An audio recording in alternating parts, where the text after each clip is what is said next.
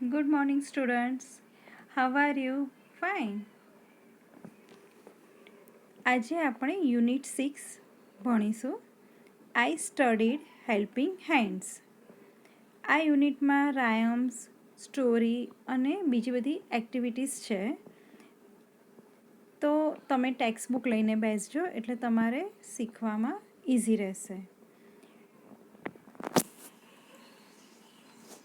I studied helping hands. Activity 1A. નીચેનું કાવ્ય સાંભળો, દોહરાવો અને ગાઓ. વિદ્યાર્થી મિત્રો, આપેલ ચિત્રને ધ્યાનથી જુઓ. શું દેખાય છે આ ચિત્રમાં? વરસાદ પડી રહ્યો છે, એક દિવાલ છે અને દિવાલ ઉપર પાઇપ છે અને જેમાંથી બહુ બધું પાણી બહાર નીકળી રહ્યું છે. કે વરસાદ પડે ત્યારે તમને ખબર હશે કે ધાબા ઉપર પાણી જે ભરાઈ જાય એ પાઇપ મારફતે બહાર નીકળતું હોય છે, બરાબર? અને જે આ પાઇપમાંથી પાણી બહાર આવી રહ્યું છે એની બાજુમાં એક છોકરો તમારા જેવો નાનો છત્રી લઈને બેઠો છે અને પાણીની બાજુમાં એક નાનો કરોળિયો દેખાય છે બરાબર? અને આ કરોળિયાને ઇંગ્લિશમાં સ્પાઈડર કહે છે. હવે જુઓ, વરસાદ બંધ થઈ ગયો છે, પાણી સુકાઈ ગયું છે, તો આ સ્પાઈડર પાછો પાઇપ ઉપર ચડી રહ્યો છે અને છોકરો એને જોવે છે. તો આ રાયમ્સ આખી સ્પાઈડર ઉપર છે. આ નાની સરસ રાયમ્સ છે અને એક કરોળિયા વિશે છે કે નાનકડો કરોળિયો પાઇપ પર ચડે છે, એની આખી આ નાની રાયમ્સ છે. Incy wincy spider climb up the spout. Spout એટલે કે પાઇપ કે નળી. Down came the rain and wash the spider out.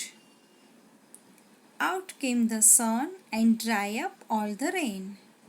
Incy Wincy Spider climbed up the spout again. ફરીથી હવે આપણે અર્થ સાથે જોઈ લઈએ કે જો આ સ્પાઈડર એટલે કે કરોળિયા ભાઈ છે અને કરોળિયો ક્યાં રહે? જાળામાં, એટલે કે વેબ, બરાબર? આ એનું વેબ બતાવ્યું છે. Incy Wincy Spider climbed up the spout. એટલે કે આ કરોળિયો જે છે એ આ પાઇપ ઉપર ચડી રહ્યો છે.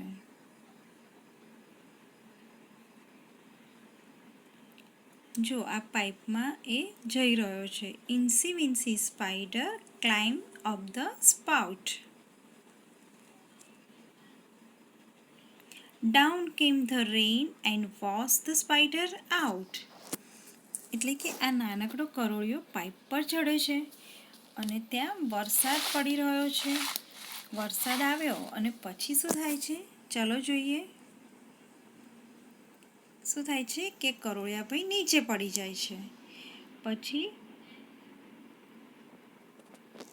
આઉટ કેમ the sun and dry up all the rain. એટલે કે સૂરજ દાદા બહાર નીકળ્યા છે અને શું થાય છે કે બધો વરસાદ સુકાઈ ગયો. એટલે કે સૂર્યના તડકાથી વરસાદનું પાણી સુકાઈ ગયો. Out came the sun and dry up all the rain. Incy Wincy Spider climbed up the spout again. એટલે કે આ નાનકડો જે કરોળિયો હતો એ પાછો પાઇપ ઉપર ચડવા લાગ્યો. જો ચડી ગયો ને. Incy Wincy Spider climbed up the spout again. એટલે કે હિંમત હાર્યો નહોતો. વરસાદ બંધ પડે એની રાહ જોઈ અને વરસાદ બંધ પડવાથી શું થયું કે પાઇપનું ઉપર જે ભીનાશ હતી એ જતી રહી, એટલે કે સુકાઈ ગયો અને પાછો ઉપર ચડી ગયો. Activity 2A. ચિત્ર જુઓ અને તમારા શિક્ષક તેનું વર્ણન કરે તે સાંભળો. Today at Bholabhai's farm. એટલે કે ભોળાભાઈનું જે ખેતર છે એ ખેતર આપણે જોઈએ કે આ જે ચિત્ર છે ભોળાભાઈના ખેતરનું ચિત્ર છે અને આ ચિત્રમાં તમે જોઈ શકો છો કે દરેક વ્યક્તિ કંઈક ને કંઈક કામ કરી રહી છે. They all are doing work. અને એટલે જ જેટલા પણ આમાં વર્બ એટલે કે ક્રિયાપદ વાપરવામાં આવ્યા છે એ બધા જ ક્રિયાપદની પાછળ તમે જોઈ શકો છો કે આઈએનજી લગાવેલું છે. એટલે કે પ્રેઝન્ટ કન્ટિન્યુઅસ ટેન્સ છે. જ્યારે પણ કોઈ પણ ક્રિયા ચાલુ હોય ત્યારે પ્રેઝન્ટ કન્ટિન્યુઅસ ટેન્સ વાપરવામાં આવે છે અને એ આપણને ખબર છે. યાદ છે ને બધાને કે પ્રેઝન્ટ કન્ટિન્યુઅસ ટેન્સમાં ટુ બીનું રૂપ એમ ઇઝ આર હોય છે અને ક્રિયાપદની પાછળ આઈએનજી લગાવવામાં આવતું હોય છે. હવે આપણે આ ચિત્ર જોઈએ તો સૌપ્રથમ તો કોકોનટ ટ્રી છે, પછી રઘુ છે એ શું કરે છે? પ્લાઉધિંગ ધ ફિલ્ડ એટલે કે ખેતર ખેડે છે. પછી taking coconuts in the camel cart. નીચે આ બાજુ કનુ છે, પછી એની નીચે આપણે જોઈએ બીજું ચિત્ર તો રામુ છે પિકિંગ મેંગોસ એટલે કે કેરીઓ લે છે. એની નીચે બિલકીબેન છે, પછી ભોલાભાઈ છે, જ્યુટ બેગ્સ છે, putting, Manjuben feeding chickens, Kokilaben milking the cow. બરાબર, એટલે દરેક જણા જુદી જુદી પ્રવૃત્તિઓ કરે છે. અને આ બધી પ્રવૃત્તિઓ ક્યાં ચાલી રહી છે? એટ ધ ભોલાભાઈસ ફાર્મ એટલે ભોલાભાઈના ખેતરમાં. ભોળાભાઈના ખેતરે ગઈકાલે કોણ શું કામ કરતું હતું? તો ચાલો આપણે જોઈએ. Yesterday Kanu peak mangoes. Ramu took coconuts to the market. Manjuben and Bholabhai put rice in the jute bag. Kokilaben milked the cow. Bilkiben fed the chickens. Yesterday Jankiben plowed the field. Raghu took the sheep to the jungle. એટલે કે yesterday Kanu pick the mangoes એટલે એ કેરી તોડતો હતો. રામુ ટુક coconut to the market અને રામુ નાળિયેર માર્કેટમાં લઈ ગયો. Manjuben and Bholabhai put the rice in the jute bag. Manjuben અને ભોલાભાઈએ બધા જે ચોખા હતા એ જ્યુટ બેગમાં ભર્યા. કોકિલાબેન મિલ્ક ધ કાઉ એટલે કે કોકિલાબેન ગાયને દોહે છે. બિલકીબેન ફેડ ધ ચિકન્સ તો બિલકીબેન છે એ મરઘીના બચ્ચાને દાણા નાખે છે. જાનકી પ્લાવ ધ ફિલ્ડ એટલે કે જાનકી ખેતર ખેડે છે. અને Raghu took the sheep to the jungle અને રઘુ ઘેટાઓને જંગલમાં લઈ જાય છે. એક્ટિવિટી 3 જૂથમાં કામ કરો. એક્ટિવિટી 2A અને એક્ટિવિટી 2B સરખાવો. ઉદાહરણ પ્રમાણે દરેક વાક્યનું કાર્ય લખો. નેમ અને યસ્ટરડે અને ટુડે એટલે કે યસ્ટરડે એટલે કે ગઈકાલે શું કામ કર્યું અને ટુડે એટલે કે પ્રેઝન્ટ ટેન્સ આજે એણે કામ શું કર્યું. તો જ્યારે યસ્ટરડેનું આપણે વાત કરીશું ત્યારે દરેક ક્રિયાપદનું ભૂતકાળનું રૂપ લખાશે અને સામાન્ય રીતે ઈડી અથવા તો ડી લગાવવામાં આવે છે પ્રત્યે. અને ટુડે આજની વાત કરીએ છીએ ત્યારે પ્રેઝન્ટ કન્ટિન્યુઅસ ટેન્સ એટલે કે એમિઝાર અને ક્રિયાપદની પાછળ આઈએનજી લગાવવામાં આવે છે. તો આપણે એના એક્ઝામ્પલ જોઈએ. એક એક્ઝામ્પલ આપેલું છે કે Raghu took the sheep to the jungle અને સામે છે કે પ્લાઉધિંગ the field.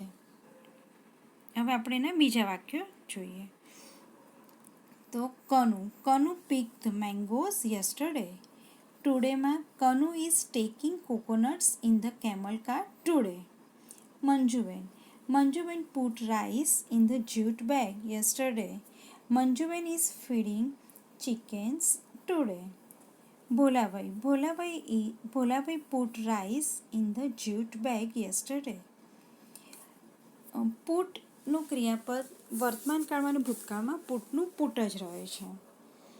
Bholabhai is putting rice in the jute bag today.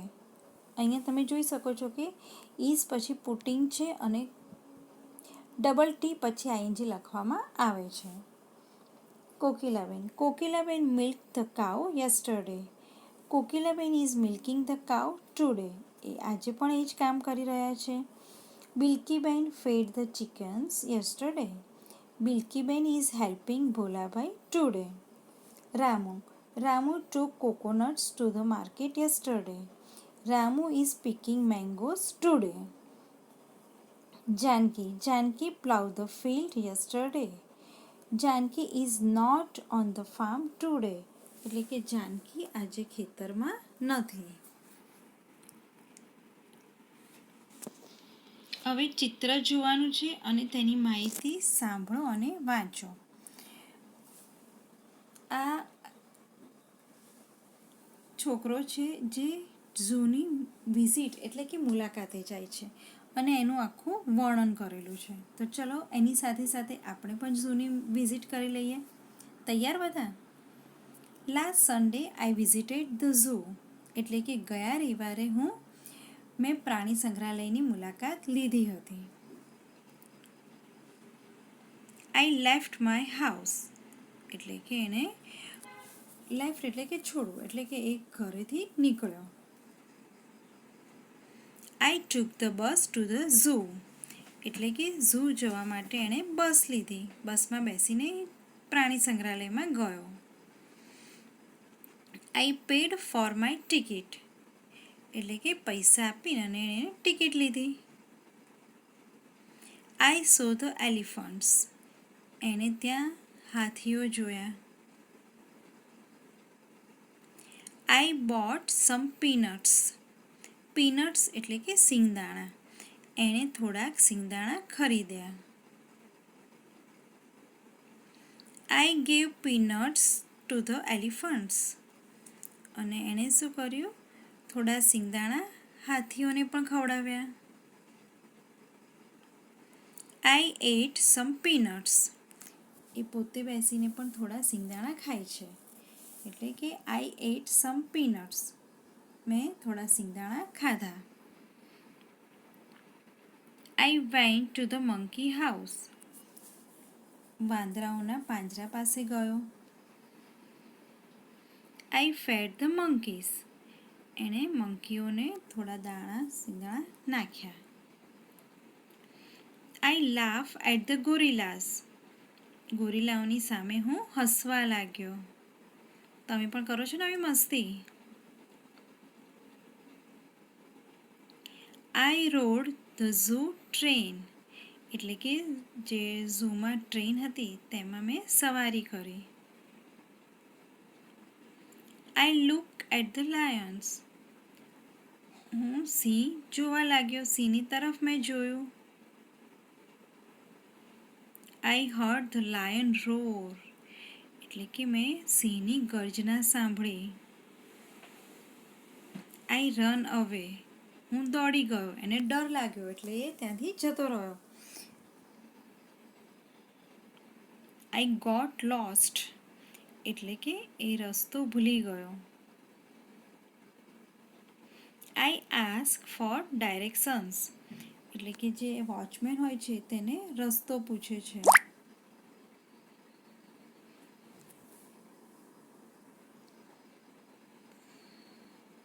I walk to the gate એટલે એ દરવાજા પાસે ચાલવા લાગે છે. આઈ વોચ ધ ડોલ્ફિન્સ હું ડોલ્ફિન જોઉં છું. એ ડોલ્ફિનનો ખેલ ચાલતો હોય છે તો ડોલ્ફિનનો ખેલ જોવે છે કે એ ડાન્સ કરી રહી છે જે આપણે ચિત્રમાં પણ જોઈ શકીએ છીએ. I said good bye two the zoo keeper જે પ્રાણી સંગ્રહાલયની બહાર જે વોચમેન હોય છે એને આવજો કહે છે. આઈ હરીડ હોમ અને ઘરે પાછો ફરે છે. તો વિદ્યાર્થી મિત્રો આપણે જોયું કે આ જે છોકરો છે એ બસમાં બેસીને પ્રાણી સંગ્રહાલયની મુલાકાતે જાય છે. તો પહેલાં એ શું કરે છે? ટિકિટ લે છે, પછી એ હાથીને જોવે છે, પછી સિંગદાણા ખાય છે, પછી વાંદરાઓને ગોરીલાઓને જોવે છે, પછી રસ્તો પણ ભૂલી જાય છે, પછી ડોલ્ફિનના ખેલ જોવે છે અને બસમાં બેસીને ઘરે પાછો આવે છે. Okay, thank you.